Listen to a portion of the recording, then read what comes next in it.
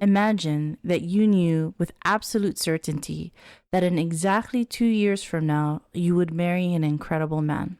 No doubts, no uncertainty. What would you spend those 2 years working on? My answer to the question, Yes.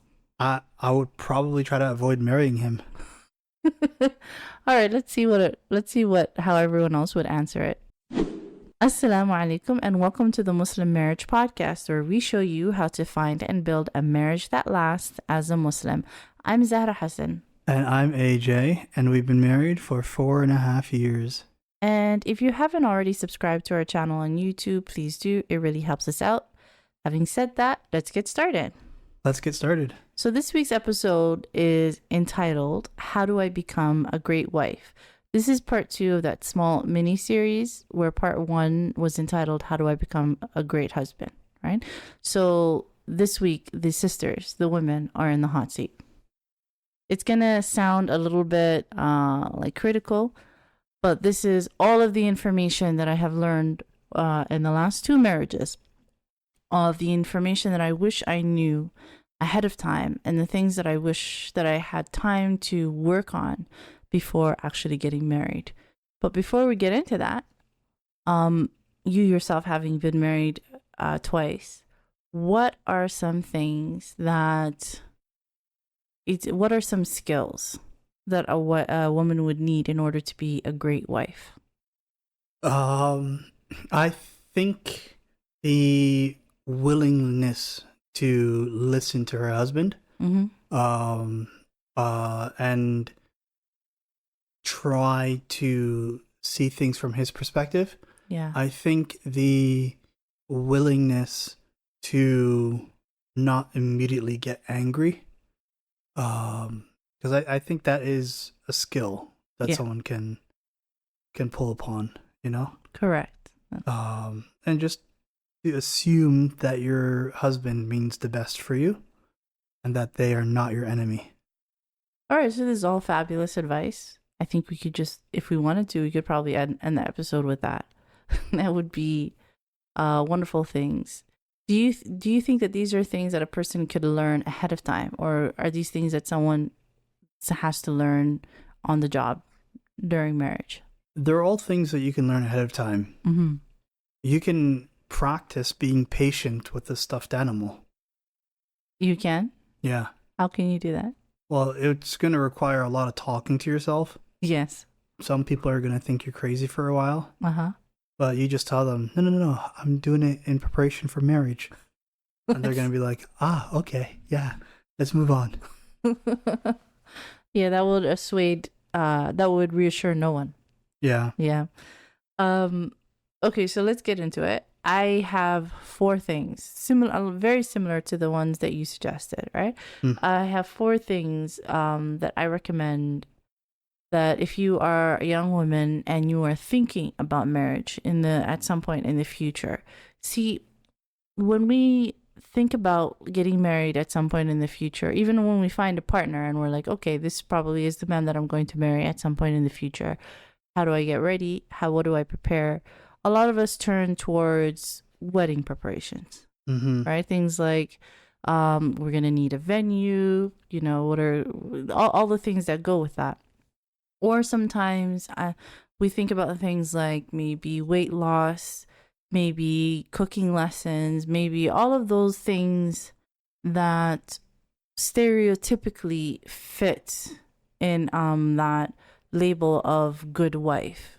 Yeah. So whenever I ask this, because I've asked this question many times to many clients over the past, both clients and non-client, many people over the past who are married. And the answer is very rarely, she should learn how to cook ahead of time. She should learn how, like the things that we think in stereotypical good wife. Like, you remember the Flintstones? Yeah. What's Fred's wife's name? Isn't it Wilma? Wilma, that role of Wilma, right? Yeah. That real in the Jetsons, like his wife, that role of the stereotypical cartoonishly good wife. The things that are in there are very rarely the things that actually make a good marriage. Yeah. Okay, so let's get into the things that I think can be prepared for, that will actually set you up for a good marriage at some point in the future. Number one. So number one is going to be the same for both men and for women. And that is to learn how to deal with your own emotional baggage. So that emotional baggage could be something like maybe you are codependent, right? Especially with your parents. You have a tendency for codependency or people pleasing or hypervigilance or all the things that go into that. Or another type of baggage could be maybe you yourself are getting recovering from a previous marriage, so you're not quite emotionally available. Maybe there you have issues, trust issues that have developed from the previous marriage. Other emotional baggage could be maybe you have attachment insecurity. I know that was the baggage that I know I carried into our marriage. There's so many different things, right? So many different things. But it's well worth your time, both men and women, to sit down, take an inventory of what exactly are the issues, what exactly is your emotional baggage, unpack that, start dealing with it. Best way to deal with it is to read about it. First of all, to name it. Once you've named it, read and see what has been written on the topic. Yes. See what strategies people recommend in order to start moving towards whatever the version of healing looks like for that baggage. If therapy is required, to speak to a therapist. So these are all things that can be done ahead of time, and I cannot over recommend doing that. Yes. So that's the first thing. The second thing would be to learn how to differentiate between what is your issue and what is someone else's issue. So this second thing follows from the first thing. Right. So if the first thing is figure out what your issues are, figure out what your emotional baggage is and start dealing with it. The second thing you can do to prepare for marriage is to learn how to differentiate between what is part of your emotional baggage and what is actually someone else's emotional baggage.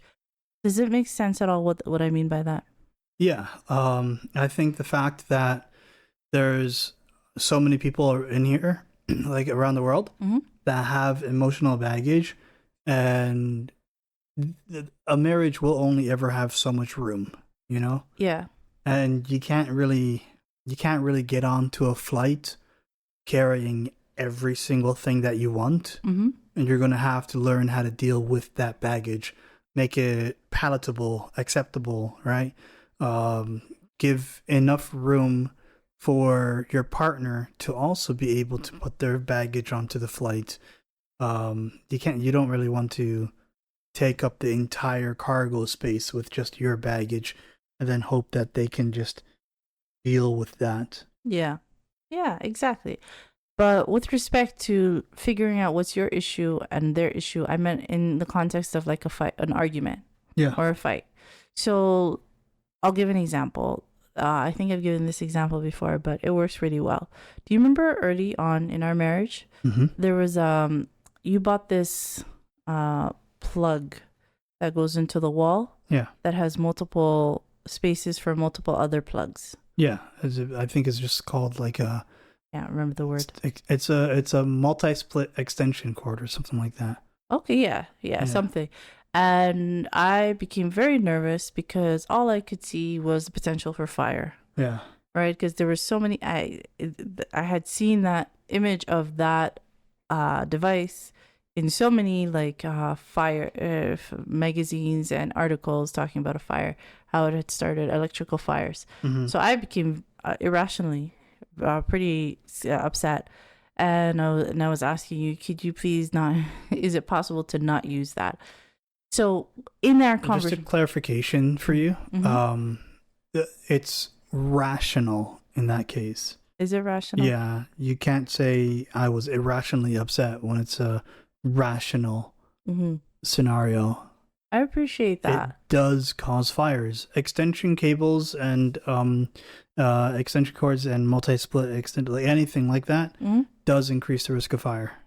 Okay, I appreciate that, but when I say irrational, it means I wasn't at the tone of like I was feeling literal panic. Yeah. right? So like what I was feeling was out of proportion to the conversation that we were having. Yeah. So at this point, this was an example of when I had a chance to step away, of me understanding, okay, so a lot of this is my issue, not so much as your issue. Does that make sense? Yeah. Because of my fears are associated with safety and security and keeping things stable, safe, and secure. Yeah. And this was a direct challenge to that. So that's why I felt anxiety way out of proportion to just a simple conversation about this plug device, right? So that's what I mean by differentiating between what's yours and what's theirs. I think the best way I can sort of equate that feeling that you have is if you and I somehow know of a person who is in a room and anytime someone walks into that room, there's a 1 in 100%, 1 in 100 chance that person will punch them, right? Okay. And like the possibility's there, and you've heard about other people getting punched by him. Yes. Right? Yes. And so you don't want us to step into that room because we could get punched by him. Now it's not guaranteed. There's not going to be a fire every time. Yeah. But there's enough of a chance that you are worried about it. Yeah. No, I appreciate that. I appreciate that you're validating my concern. No, I just started laughing because I'm thinking this is an interesting way to think about, the public. Yeah. That every time you face a new person, you know what? There is a chance. Yeah, there's always a chance you could just randomly get punched by them. Yeah, exactly. You just go to Walmart. Hello, hi, nice to meet you at Walmart. You know what? This man could punch me. There's a possibility. Yeah. I'm going to go home. That's when you realize that you also have free will and you could punch them. That does change the equation. Yeah. Okay. Now here's the important part. Don't. You are also taking a chance, right? For you, it's also a risk. Oh, yeah, I could punch this person. Is today that day? Yeah. I don't know. Who knows? Why are you looking at me when you say that? This arm has a will of its own. It just sort of does what it wants to do. Okay. All right. So please don't punch anyone. We don't condone that at all. Okay. So it's important that we should just say that in every episode. Just don't punch anyone. Just a blanket statement. Yeah. Y'all, if you're going to punch someone, just don't. Understand that even if there's no one around, there is still a witness. There is still a witness. Okay. So if we take it back to here, how can you practice differentiating between what's your issue and what's someone else's issue? Okay, so let me give an example. If a person has siblings, so they're not yet married and they want to prepare and develop this, even outside of preparation for marriage, these are all skills that are very important to have in life, right? And they're deeply and profoundly beneficial. Okay, so how do we develop this skill as a person who is not yet married? For women, if they have siblings, you could tell your sibling about a problem that you're having. Especially if it's a male sibling, you can tell your sibling about a problem that they're having and then be happy that they're offering the solution. Instead of just saying, I feel you, girl. I understand you. Listen, I heard you out. I understand your issue. I'm here for you for emotional support. No, man, that's not how men do. Men are going to try to solve your problem. Hey, look, you brought me a problem. I'm going to try to solve your problem. Yeah. I'm not here for like that emotional support level of, oh, okay, you have a splinter. I understand how splinters hurt. I can validate your experience. You must be in a lot of pain right now. You want some ice cream? No, let me get rid of the splinter. I would rather have that first conversation, the one that ended in ice cream. I'm not going to lie. 10 out of 10. I would prefer that conversation. Okay, but like, let me get rid of the splinter and then we'll have ice cream. Like, you can still have the ice cream. I've been dealing with low levels of pain most of my life. I'm just really depends on the flavor. But, so with respect to the siblings, right? So a common sibling fight could be if you have if a woman, for example, or a man, but if a person has a sister or somebody the same gender and they come into your room and they borrow your clothes. And that is maybe the first time is okay, but the second time, third time is actually pretty annoying. And you start to get upset. So you go to and you have a conversation with your sibling. So during that conversation, you find yourself getting even more upset than what would be expected for the situation. This would be an opportunity when you step away from that conversation to just sort of take inventory, right? And taking inventory in these moments requires a lot of honesty with yourself.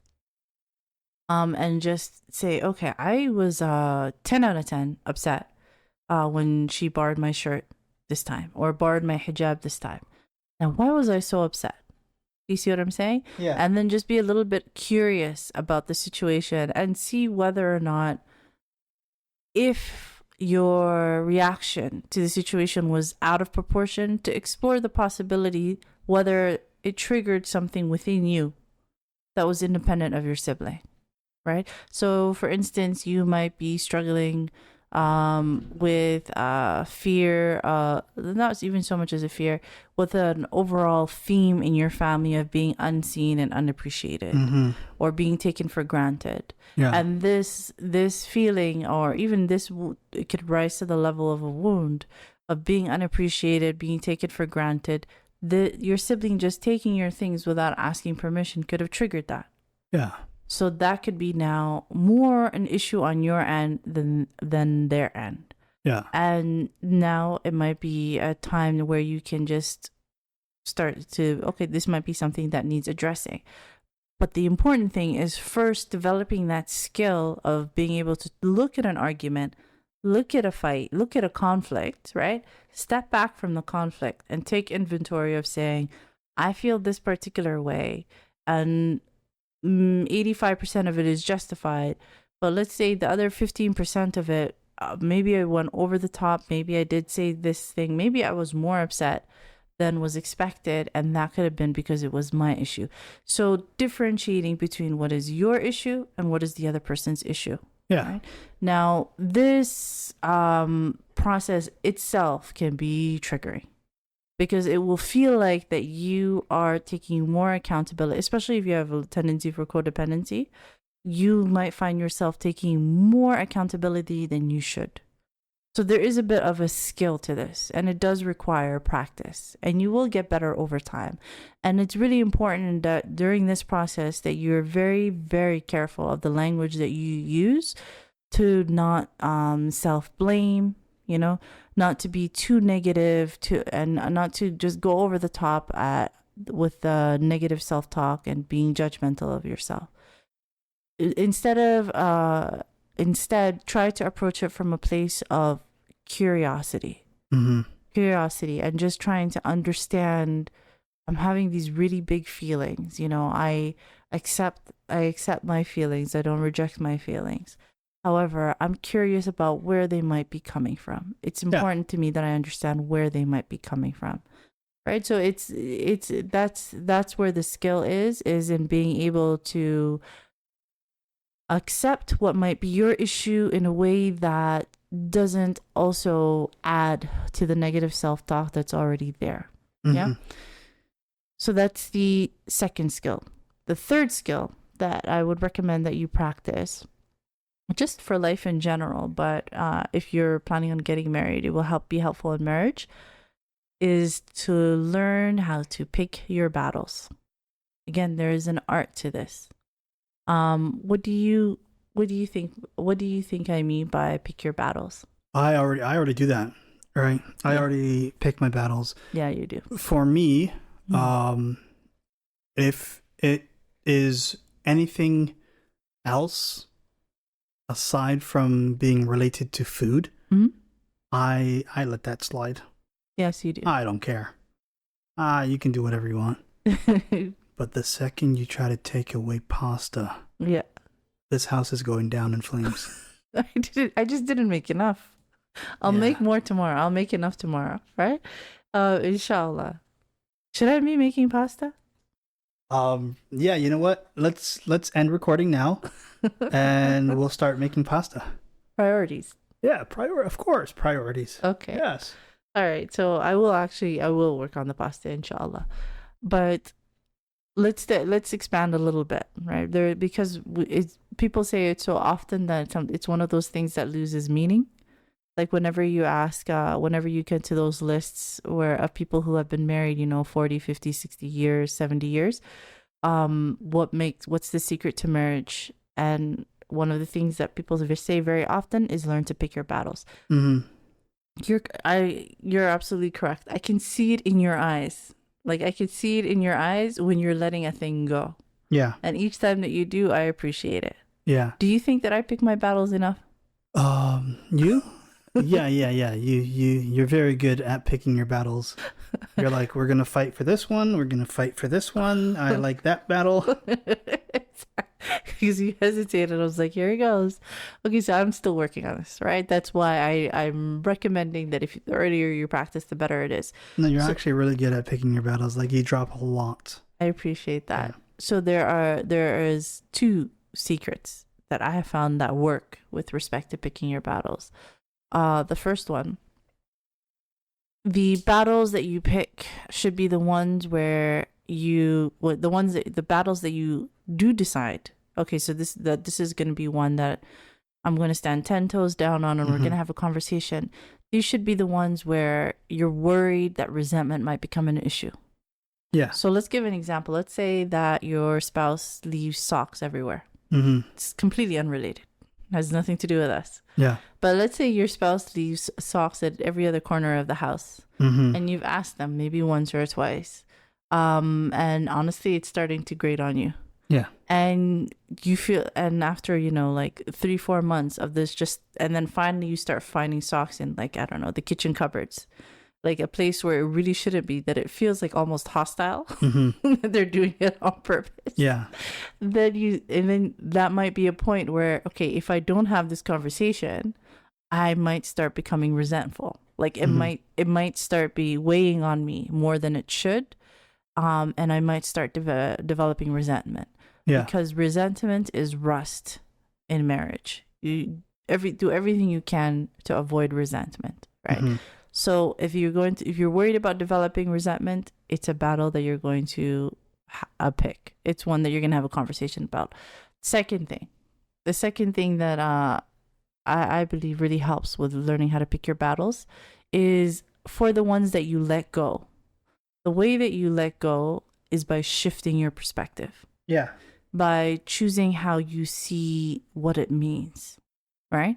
One of the perspectives that helps me a lot is I would rather have the socks being everywhere than you not being here. Yeah. Does that make sense? Yeah. So, for instance, there was a time where you went and visited your family for a little bit, and during that time you were visiting your family, I really missed you. And for the first time in our marriage, I felt what it felt like that when you were away for a little bit, for a prolonged period of time. And during that time, I realized, because while you were away, every single thing was clean and spotless the way that I would like it. Yeah. And it remained clean and spotless. But I realized that I would rather it be messy. Yeah. With you here. Yeah. Does that make sense? So that's a perspective that's helped me to let go of a lot of things. Whenever I start to see, the socks or the dishes or whatever it is, I always remember I would rather have the dishes than you not be here. Yes. So that's a perspective that helps. Yes. That's how I learned to pick my battles. So I want to know your opinion on this. Is it better to tell the person when you're dropping a battle, or is it better to do it silently? Because I think there's benefits to both. I just don't know which is better. Because, like, would it be better for you if you say, okay, look, I understand you like this, we're gonna do it your way. I'm gonna drop this, right? And then that way, when they think back, they're gonna be like, you know what, this person has compromised. Yeah. If you keep it a secret, maybe they don't realize that, and they don't recognize that, and they don't tabulate that. Yeah.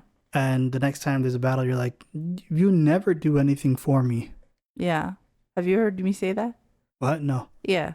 I haven't heard you say that. I haven't heard you say that. Yeah. Because the reality is, always, the assumption is a healthy marriage. When I say healthy, it means absence of abuse, right? If there's no abuse present,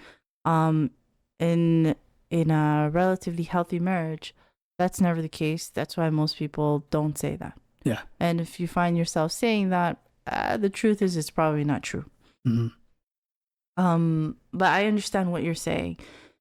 The reason why I think personally, That's it's better dangerous, to by be the way. what? Thinking. Okay. I do it, but I'm gonna do it anyway. Okay.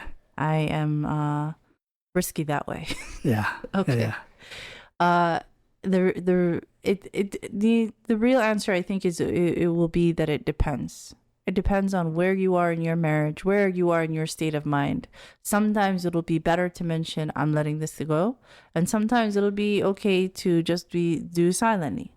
Yeah. And it will depend on your intention, right? So, for instance, it might be something that you really, really, really wanted. You really, really want it, but you can see that your spouse wants it just a little bit more. And you want them to know, I'm going to let this one go, but it's important to me that you know it meant a lot to me. Yeah. But I will let this one go. What if you just, like, to lessen the blow? Yeah. You just do it in a weird voice, like, okay, fine. Is that why? I'm going to let this one go. I'm going to tip my fedora to you.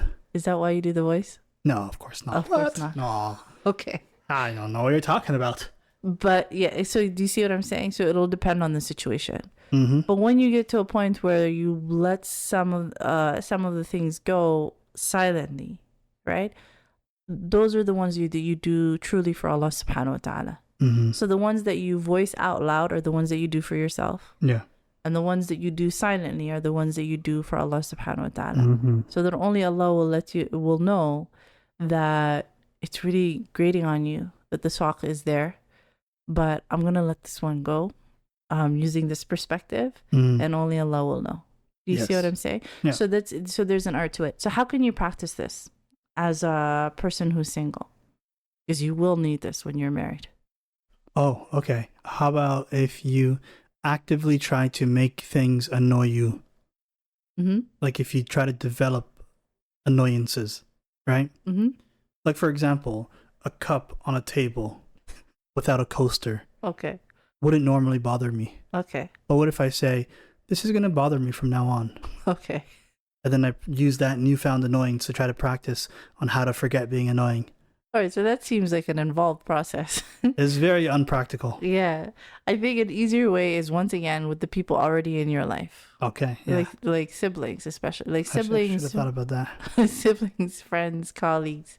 The people who are regularly in your life. This is harder with parents because you're not gonna really You're pick not battles. in a position there. Yeah, to stand 10 toes down with anything with your parents, right?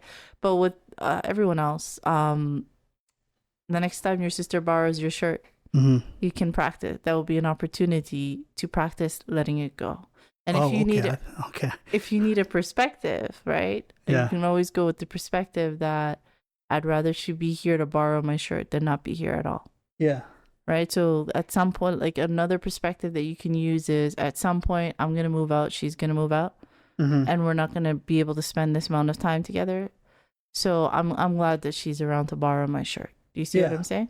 So practice that perspective and internalizing that perspective, and start developing that skill of picking your battles and letting some things go. Yeah, and the key to deciding whether or not this is a battle I'm going to pick is always related to resentment. If this is something that can potentially develop resentment, we're going to have a conversation. Yes. Yeah. Okay. So that part's okay. That part's clear. Yes. All right.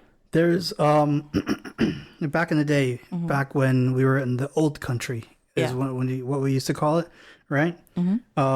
They would have this delivery service where they would send husbands to their wives, using like the mail, you know, like the post office. They would use it sort of like a passenger delivery, right? But sometimes they'd get the wrong address, and a random man would show up at a woman's house, you know? Those women wouldn't know what to do. Yeah. Because the post office is like, I'm sorry, we delivered, right? Yeah. We can't take them back. The mail's in the mail. Exactly. They mailed men, right? Yeah. And there was this other company that sprouted up as a result of that. There were all these women that had random men now in their house they wanted to get rid of. Oh. And so this other company would send the men back. Okay. Right? And there was a title for these men that were sent back. They were called resend men. So you don't want to make sure you don't want to hold on to too many resend men, right? Otherwise, there's going to be a problem in your marriage. The resentment, resend men. Yeah. All right. I like that. We got there. Eventually. There. Yeah. So actually, that brings up to the last point. Yeah. So you have learned this wonderful skill of learning to pick your battles. So you've now decided this is a battle I'm going to pick. This is a conversation we're going to have. That brings us to the fourth skill that you can practice, which is learn how to communicate your needs clearly without criticism or judgment. So again, if you have been listening along to the podcast, we talk a lot about the 5 steps of discussion, particularly in the earlier episodes. Pretty much any of the earlier episodes that were about marriage, we have an example in there about the 5 steps of discussion. If you are if you are looking to download a table with those 5 steps written out, you can just click on the link in the description or go to our website, www.zarahassanccoaching.com/marriage coaching, and you'll find it there for download. So if you have these, how do you communicate your needs clearly without criticism or judgment? Do you feel that that's how I communicate? Like when I explain to you, whenever we're having a discussion, right? And I'm explaining to you, this is what I'm experiencing from my side. Mm-hmm. Is it clear? Well, yeah, very clear. You're very good at explaining what it is that might tick you off. All right. Right? Yeah. Not like in an anger way, mm-hmm. but more like check that box. Yeah. You know? So let's have a conversation. Okay, so once again, it's completely unrelated. Has nothing to do at all with us, but as a demonstration, let's have a conversation about the socks. Yeah? Okay. Yeah. Okay. All right. So lately, I've been noticing that sometimes I'll find socks in different places. When did you get here? Okay, I was here. Sorry, I was spaced out. I was watching my program. Okay, all right. Hi, dear. How you doing? I'm good. How are you? I'm doing all right. Yeah, what were you talking about? Okay, I'm so glad we're both here. So lately, I have been noticing that sometimes I'll find your socks in different places in the house, right? Yesterday, I found it actually in the kitchen cupboard. Yeah. And for me, like I know that it's probably not a big deal, right? Because it's just socks. It's just a matter of just picking them up and putting them away. Yeah. And I know from your end, there's nothing intentional behind it. That's where you happen to take them off. I mean, like that. I mean, I don't see any really reason to put them away. Yeah. Because I'm going to just be wearing them again. Yeah. Right. So why not just leave it there? Easy access. Yeah. No, that makes sense. But from my end, right? Mm-hmm. From my end, I can tell you that it's really important to me that things be put away. Like it makes me feel, especially at the end of the day after I spend time putting everything away and cleaning and vacuuming and doing all of the things, it makes me feel like I've accomplished something when everything is where it's supposed to go. Yeah. And whenever something is not where it's supposed to go, especially after we put it away, it makes me feel like the effort I've been putting in all day has been unappreciated. Mm-hmm. I know that's not the case. I know you appreciate everything I do. I do. But that's just what it makes me feel like, right? Yeah. All right. So what do you think about all that? I understand that I will always appreciate you, mm-hmm. regardless of what you do. Yeah.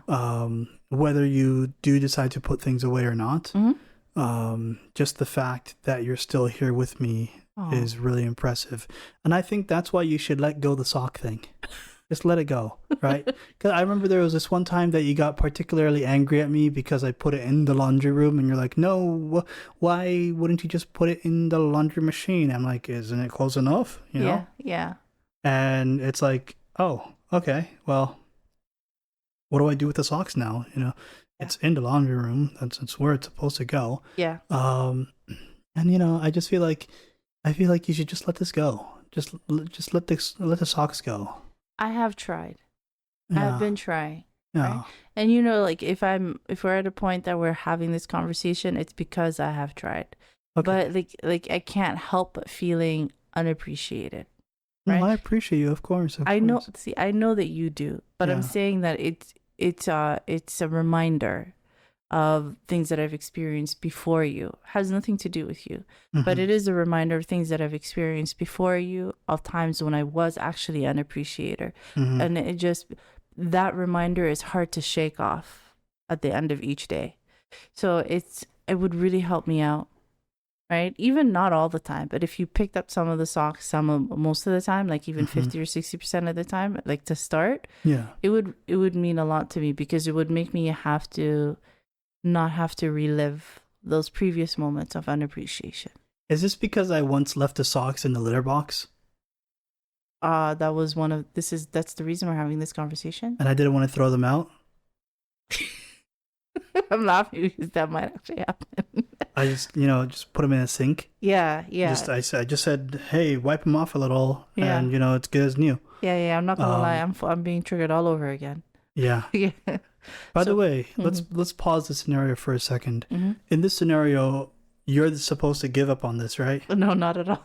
Wait, you're not? Who's giving up on this? It's not about giving up. It's about making sure that you understand my position, right? Oh, okay. Sorry, because we had just come from letting go. Yeah. Knowing when to let go, and then you use the socks as an example. Yeah. And here I'm like, she's really fighting for this. Yes, I am, because this is a battle I've picked. Okay. So after you've picked a battle, you understand? So after you've picked a battle, it's important to know how to have the conversation where you communicate your position clearly, but also without criticism or judgment. Did you feel at any point that I was criticizing you or judging you? Not at all. No. And just That's to clarify, guys, the issue with the socks, it was never it's fictional. It was never as bad I used to have a problem with socks. Yeah. Right? Yeah. But it was only because I would take them off.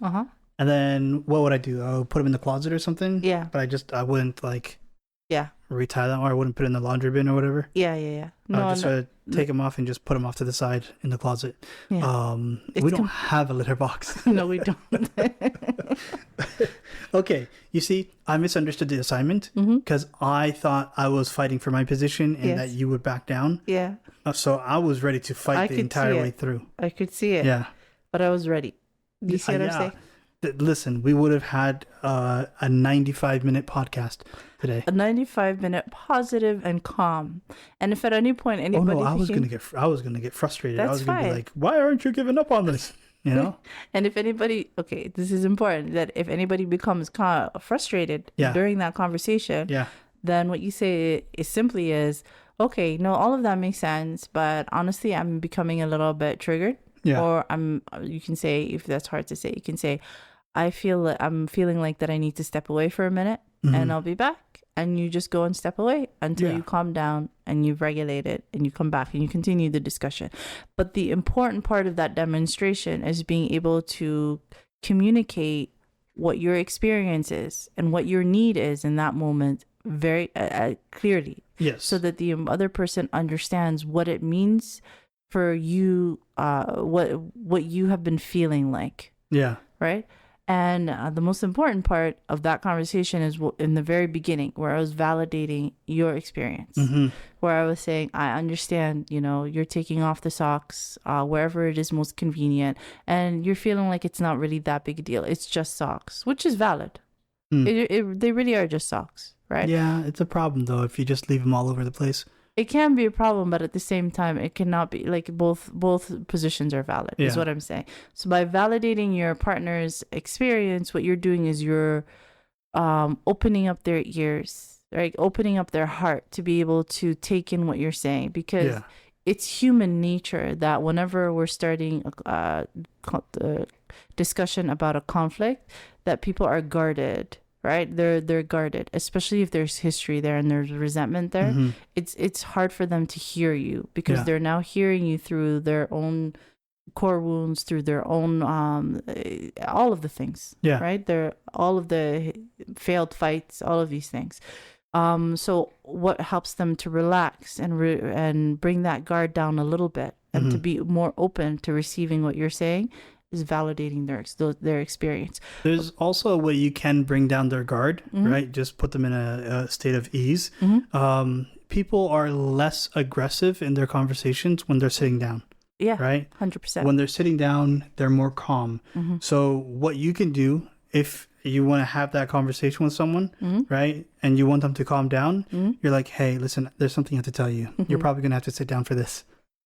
That'll calm them down right off the bat. Like, they're going to be so calm. Dude, you don't know how good that conversation is going to go. Everybody's at ease. I thought you were going to say, in order to sit them down, you should just sweep the legs. I thought you were going to go for the leg. Yeah, I thought you were going to go full Karate Kid.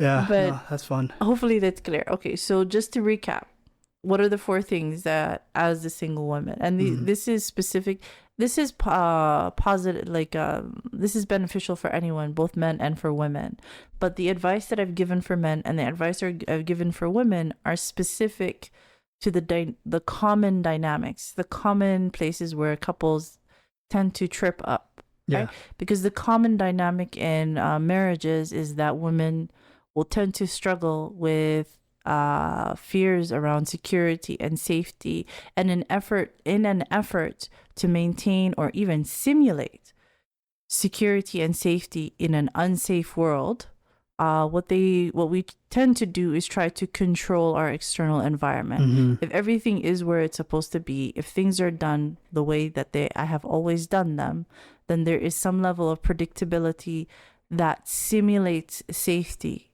at least in my home, right? And that can give you enough confidence to even start to deal with the outside world, right? Yeah. So unfortunately, what that tends to do is step on the husband's autonomy, sense of autonomy, and even privacy, right? Like, for example, if we talk about washing dishes. Yeah. One of the things that people are taught for a long time is when you wash the dishes, you need to dry them. And when they're dry, you can put in the cupboard. I found out a while ago that if you wash the dishes and they're still wet or even not fully dry and you put them in the cupboard, nothing happens. Yeah. Yeah. I felt like everything was just going to crumble. Yeah. I never learned about drying the dishes. Yeah. You know? Yeah. We just have a drying rack. Yeah. I wash dishes and then I put them on the drying rack. Yeah. But what I'm saying, wait until they're dry and then put them away. That's what most people are taught. And then the first time I was living on my own, I just didn't have enough time. I just started putting dishes away wet. To this day, nothing's happened. Yeah. Right. Another one is separate colors when you're putting them in the washing machine. Honestly, I don't do that. I just put everything in. One time, a white shirt turned pink, and I like pink better. Yes. Oh, my always also turned pink a little. Yeah. I remember that day. You're welcome. Yeah. Okay. But other than that, so all of what I'm trying to say here is that the reality is that there's more than one right way to do things. And when you are entering your marriage, it's important, it is vital that you make space for another person's way of doing things. Yeah. Now, if you have a serious fear of, related to safety and security, which many people have, it's a common core wound, then this is part of that emotional baggage that is important to deal with, right? Yeah. And it's important for you to, as part of that, dealing with that baggage, it's really important in your case to do all of the things that we have suggested in this episode, including learning to differentiate between what's your issue, what's their issue, learning how to pick your battles, and learning how to clearly state what your needs are without criticism or judgment. All of this can be summarized with controlling your in external environment, Yeah. right, may help you feel better, but you need to be careful to find the line where it will not, where it might make your spouse feel worse. Yeah. That you don't step on their autonomy. Right? Does all of that make sense? Yeah. Do you think reaching emotional equilibrium helps during conversations? Like, for example, if one person is heated and the other person is calm, is it better for one person to calm down a little, the other person to come up to match them, and then sort of like have that nice middle ground, right? We're yelling at the same volume? Pretty much, yeah. I took that concept, that thought, right? And I took it to its natural conclusion, where what if you're so angry that you cannot calm down, but you still want your partner to reach your emotional equilibrium, right? So now you have to pump them up, right? So you start off the conversation by saying, first of all, brush your teeth. Oh, goodness. You know, that'll just spike them up, right? Yeah. And then now you guys can have a nice conversation where you guys are both on the same even playing field. Yeah. One person doesn't have an unfair advantage. Yeah. No, not at all. No, that's not how That's perfect advice. That's, that reminds me of Bill Burr. What? Where that was a joke that he made in a long time ago, where he said, if you want to escalate any conversation, you just want it to immediately just go up a notch, kick it up a notch, you start with, first of all, don't touch me. And then immediately everything's just now tension. Everything's just tense. Yeah, so don't say any of that. Don't do any of that. Instead, try to be calm, start calm, stay calm. And if you find that you're getting heated or your spouse is getting heated, walk away. Yeah. Because when your amygdala starts to become involved, like that part of the brain that deals with emotion, it tends to hijack functioning functioning in your forebrain, right? Wait, are you saying everyone has an armadillo in their brain? No, the amygdala. Yeah. It's different. They're cousins. Yeah. It's a whole different thing. Okay. All right. But what I'm saying is that when the emotional processing part of the brain starts to take over the rest of the processing part of the brain, things tend to not go well. Right. You don't see clearly, and you start reverting further and further back into your childhood ways, right? Childhood tactics, right?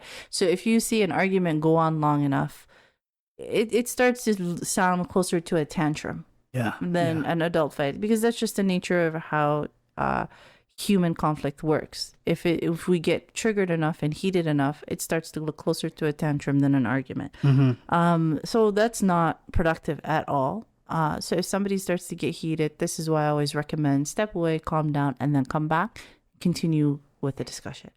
Hopefully that makes sense. In Shaa Allah, I won't keep you here or any of our listeners here any longer. One last thing.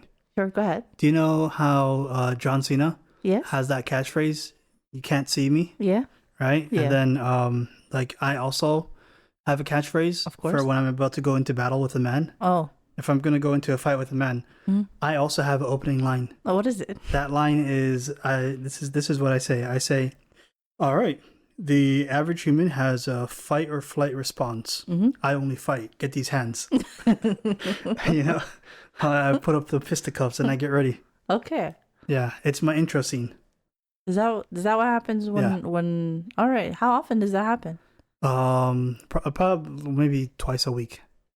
That often? On average, yeah. Is that what happens when you're getting gas? In my brain, I'm imagining it. Those gas prices, huh? I see a person, I'm like, all right, let's fight this guy. And then I imagine the entire fight in my head. All right, I'm just kidding. Okay, I'm glad. So once again, just as a general blanket statement, don't hit people. Of course not. No, why would you ever? Don't hit people. Don't punch people.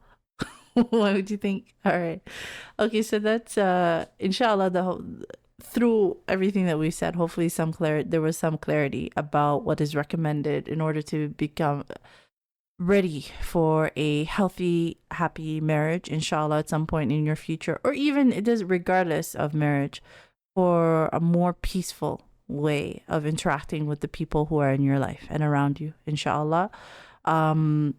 If you have chosen to spend your time with us and you've made it this far, we appreciate that. We know how valuable your time is. Jazaa K'Allah Khayr. If you have not subscribed to our channel on YouTube, even if you are using a different podcast platform, we ask that you could go onto our YouTube channel and subscribe, because it really, really helps us out. If you are a single woman and you are in the process of looking for a spouse and you would like some guidance on how do you assess compatibility, how do you figure out whether or not a person is actually compatible with you, how do you gather that information, I recommend that you download my free compatibility guide, which will also be linked in the description below. That's everything. Jazakallah khair. Have a wonderful week. Stay safe, and assalamu alaikum. Wa alaikum salam.